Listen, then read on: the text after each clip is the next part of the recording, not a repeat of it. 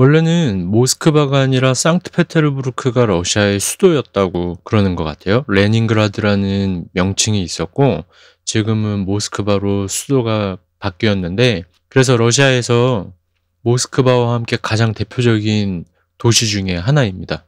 상트페테르부르크는 이제 제가 러시아에서의 일정, 그러니까 몽골까지 포함해서요, 이 일정을 모두 마무리하는 마지막 도시이기도 하고요.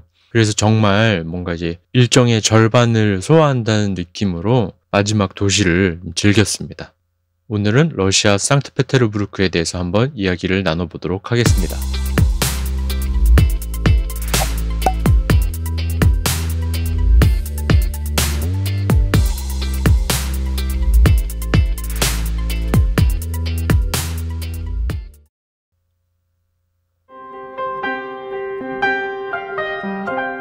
고맙게도 상트페테르부르크 도착했을 때는 날씨가 굉장히 좋았어요. 제가 우랄 산맥을 넘을 때 계속 비가 내려가지고 고생을 많이 했었거든요. 지금 사진에는 구름이 좀 낀 것처럼 보이는데 그래도 전반적으로 날씨가 화창해서 기분이 좋은 시간을 보냈고요. 여긴 어디냐면 제가 상트페테르부르크 도착해서 처음으로 방문한 곳이 친구 집이에요.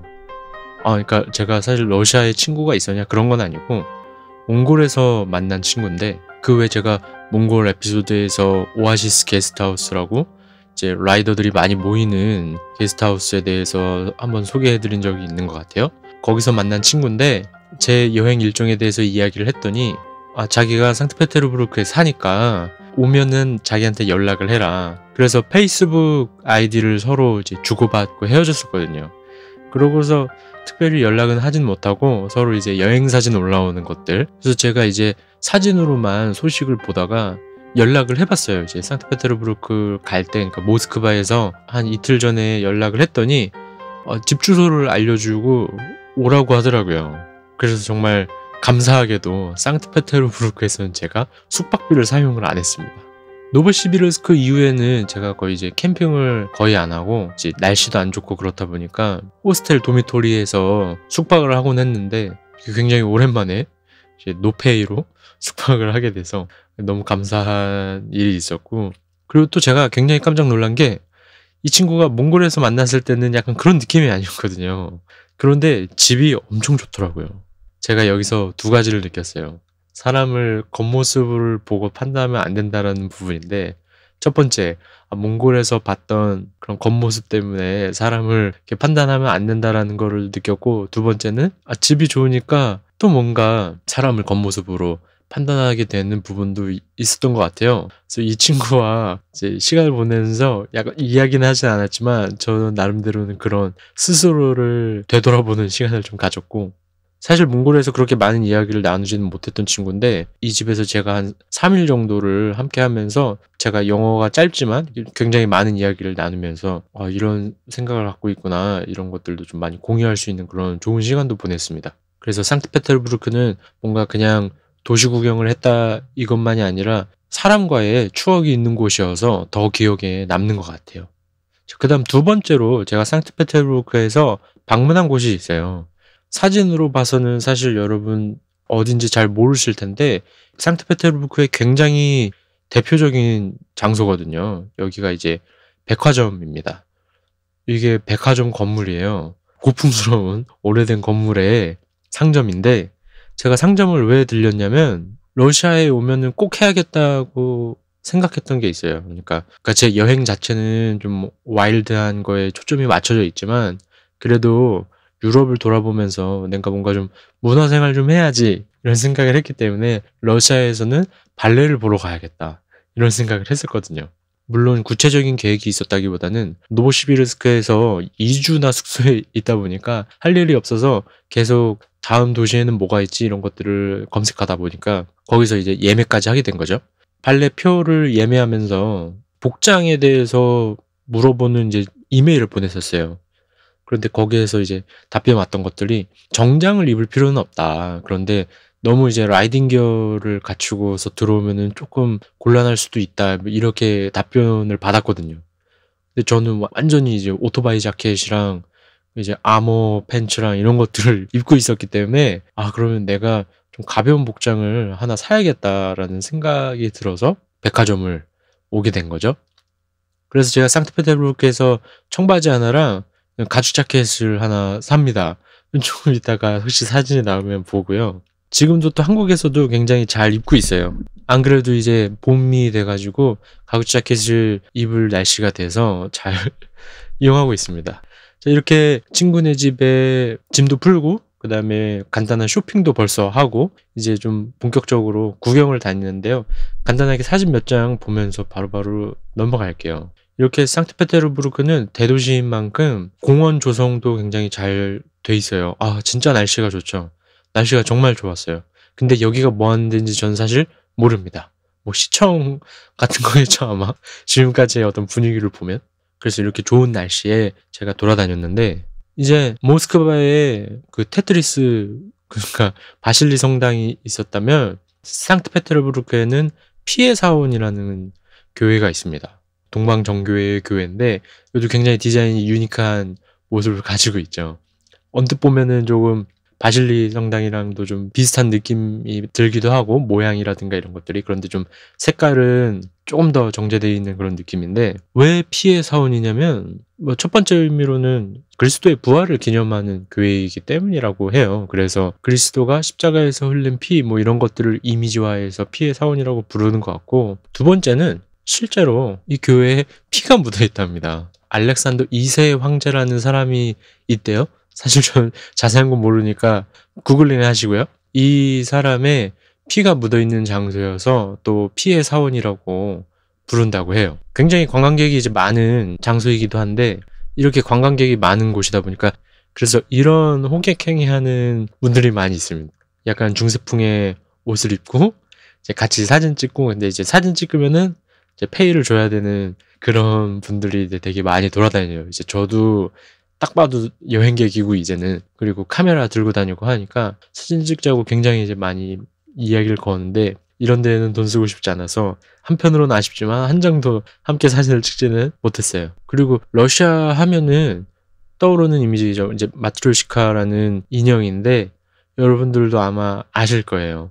이게 제가 러시아 마지막 도시에서 이 마트료시카 사진을 보여드리네요. 근데 사실은 그 전에도 굉장히 이제 제가 많이 봤는데 사진으로 남기지를 않았나 봐요. 제가 이런 기념품을 사는 거를 별로 좋아하지 않아서 그냥 구경만 했습니다. 마트료시카는 우리가 흔히 알고 있는 어떤 그런 클래식한 모양의 인형만 있는 게 아니라 지금 여기 보면은 이제 푸틴의 모습을 하고 있는 인형도 보이죠. 이런 식으로 다양한 마트료시카가 있어요. 그래서 다음 장에 보면은 여기는 이제 뭐 고양이 모양의 인형들도 있고 엘비스 프레슬리 같죠? 네, 뭐 다스베이더나 산타클로스처럼 이제 다양한 형태의 인형이 있다라는 거를 여기서 알게 됐습니다. 그 전까지 만났던 이제 좀 작은 마을에서는 클래식한 느낌의 인형밖에 못 봤던 것 같아서 여기가 이제 인상에 남아서 사진으로 남긴 것 같아요. 그리고 또 이제 큰 도시에 오다 보니까 이렇게 버스킹하는 사람들도 이제 슬슬 만날 수 있게 됩니다. 클래식 기타를 굉장히 인상 깊게 연주하시는 분이었는데 이제 뭐 모스크바에서야 제가 이제 워낙 정신이 없었다 보니까 못 만난 걸 수 있지만 여기까지 여행을 해오면서 거리에서 이렇게 연주하시는 분을 만난 거는 처음인 것 같아요, 이때가. 그리고 확실히 분위기가 이제 상트페테르부르크는 아직 러시아이고 물론 이제 예카테린부르크의 그 경계를 기준으로 한다면 이미 유럽에 와 있는 거지만 그래도 모스크바까지는 좀 러시아라는 느낌이 강했다면 상트페테르부르크부터는 정말 좀 우리가 흔히 알고 있는 중앙 유럽의 모습을 좀 가지고 있는 것 같습니다. 그 다음으로 제가 꼭 이야기하고 싶은 게 바로 이거예요. 제가 상트페테르부르크에서 가장 기대했던 것, 첫 번째가 발레였다면 두 번째가 이건데 바로 푸시킨이라는 시인을 만나볼 수 있다는 겁니다.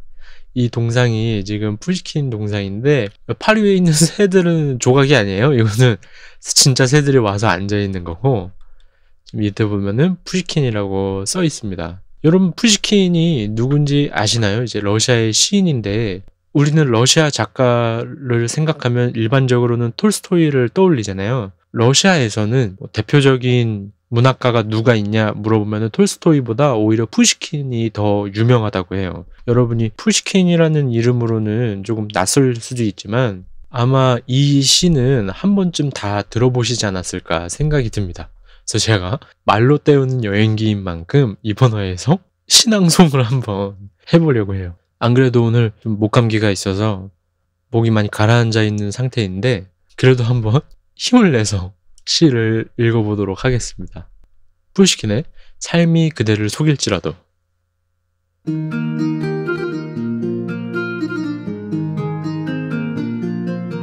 삶이 그대를 속일지라도 슬퍼하거나 노여하지 말라. 슬픔의 날 참고 견디면 기쁨의 날이 오리니 마음은 미래에 살고 현재는 늘 슬픈 것. 모든 것은 순간에 지나가고 지나간 것은 다시 그리워지나니 삶이 그대를 속일지라도 노하거나 서러워하지 말라. 절망의 나날 참고 견디면 기쁨의 날 반드시 찾아오리라. 마음은 미래에 살고 현재는 언제나 슬픈 것. 모든 것은 한순간에 사라지지만 가버린 것은 마음에 소중하리라. 삶이 그대를 속일지라도 슬퍼하거나 노하지 말라. 우울한 날들을 견디며 믿으라. 기쁨의 날이 오리니 마음은 미래에 사는 것, 현재는 슬픈 것. 모든 것은 순간적인 것, 지나가는 것이니 그리고 지나가는 것은 훗날 소중하게 되리니 삶이 그대를 속일지라도 슬퍼하거나 노하지 말라. 서름의 날은 참고 견디면 기쁨의 날은 오고야 말리니. 우리나라도 어디 가면은 이제 유명한 문학인의 생가가 이렇게 보존돼 있잖아요. 제 집에서 멀지 않은 곳에 보면은 이제 윤동주 시인 기념관도 있는데 그런 기념관들 뿐만 아니라 제가 평창에서 있을 때는 이호성 문학관이라든가 이런 데가 생각이 났는데 상트페테르부르크에도 푸시킨의 생가가 있어요. 푸시킨이 생전에 살았던 곳이고 죽음을 맞이했던 곳을 직접 찾아가 볼 수가 있습니다. 바로 여기인데요. 이제 들어가려면 입장료를 내야 돼요. 근데 제 기억에는 그렇게 비싸진 않았고 또 혹시 여러분이 상트페테르부르크를 방문하시게 된다면 제가 정말 추천하고 싶은 곳인 게 지금 한국어 오디오 가이드가 있어요. 그래서 저도 한국어 오디오 가이드를 대여해서 귀에 꽂고 설명을 들으면서 이렇게 둘러봤는데 그냥 보는 거랑은 이제 차원이 다르게 굉장히 많은 도움이 되고 그렇기 때문에 더더욱 이제 방문해 볼 만한 가치가 있는 곳인 것 같아요. 푸시킨이라는 사람이 어떻게 살았는지도 둘러보고 특히나 이 사람이 이제 명예를 위해서 권총 대결을 해서 이제 패배하고 죽음을 맞이했는데 그 죽음의 문턱에 있을 때의 어떤 그런 상황들이나 이런 것들이 잘 남아있고 전달되는 것 같아서 저는 이 푸시킨 생가 방문했던 게 굉장히 여행 중에 인상에 남는 것 중에 하나입니다. 박물관이기 때문에 이제 내부 사진은 찍지는 못했어요. 시인에 대한 이야기는 여기까지 하고요. 그다음에 제가 이제 조금 있다가 발레를 보러 와야 되잖아요.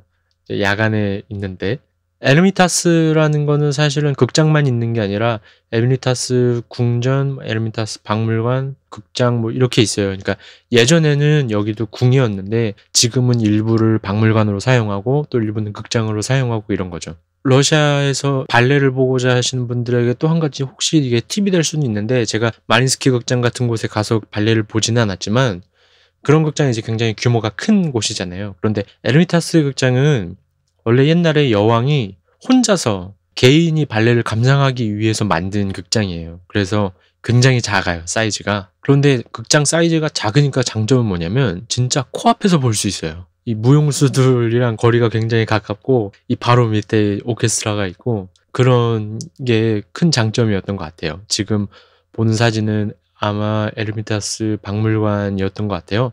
바람이 잘 불어서 러시아 국기까지 이렇게 딱 펼쳐진 멋진 사진을 담을 수가 있었고요. 이런 이제 공터에서도 멍멍이 산책시키는 사람들이라든가 다양한 사람들을 만나볼 수가 있습니다. 이번 화에 푸시킨 이야기를 했으니까 제가 여기까지 이제 마무리를 하고 좀 정리를 하자면 제가 처음으로 굉장히 비싼 음식을 먹었어요. 이제 연어 요리죠. 물론 이것만 있는 건 아니고 다른 음식들도 있었는데 제가 사진으로는 이것만 남겨놓은 것 같아요. 이 식당이 어디냐면 그 푸시킨 시인이 권총 대결을 하러 가기 전에 마지막으로 방문해서 이제 주스 한잔 했다고 하는 그 식당이거든요. 그래서 식당에 방문하면은 푸시킨 밀랍 인형도 만날 수 있고 뭐 그래요. 그래서 굉장히 나름대로 어떤 의미가 있는 식당일 건데 이런 식당에 단점이 있어요. 공통적인 단점이. 제가 유럽에서도 이런 곳을 몇 번 방문하는데 너무 비쌉니다. 뭐 이제 비싼 음식을 제가 근데 시켰으니까 비싼 거지만 그래도 확실히 이게 관광객들이 많이 오니까 좀 그런 게 있는 것 같아요.